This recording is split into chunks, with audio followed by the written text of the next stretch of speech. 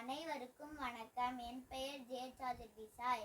நான் திருச்சி ஸ்ரீ அகிலாண்டேஸ்வரி வித்யாலயாவில் 4ஆம் வகுப்பு படித்துக் கொண்டிருக்கிறேன். நான் இப்பொழுது பாரதியார் கதை ஒன்று சொல்லப் போகிறேன். ஒரு பெண் அன்றாட எல்லா வேலைகளையும் முடித்து சில் என்ற காற்றில் புத்தகம் படித்துக் கொண்டாள். அப்பொழுது கனவுலகத்திற்குள் சென்றாள்.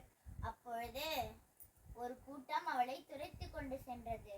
அப்பொழுது ஒரு சக்தி, பெண்ணே, எதை கண்டு நீ பயப்படுகிறாய்?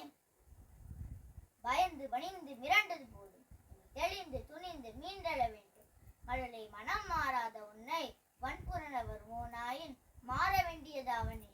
மாற்றம் காண்போம் இனிமேல். அடுத்த அடியை நீ எடுத்து வைத்தால் 1000 கதவுகள் திறந்திடும் உனக்கு.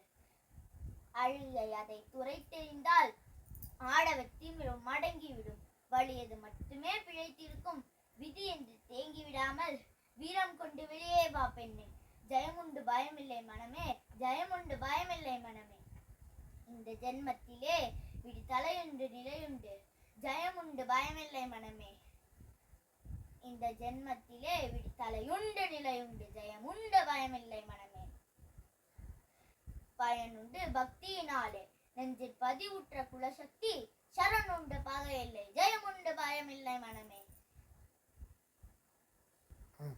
புயமுண்டு குன்றத்தை போலே சக்தி பொற்பாதம் உண்டு அதன் மேலே. நியமமெல்லாம் சக்தி நினைவின்றி பிரிதில்லை. நெறியுண்டு குறியுண்டு குலசக்தி வெறியுண்டு, ஜெயமுண்டு பயமில்லை மனமே, ஜெயமுண்டு பயமில்லை மனமே. சட்டென்று அவள் விழித்தாள். ஜெய்ஹிந்த். இந்த தமிழ் ஒலிம்பியாட் பகுதிக்கு இந்த பாரதியார் கதையும் இந்த கவிதையும் பேச அளித்தமைக்கு மிக்க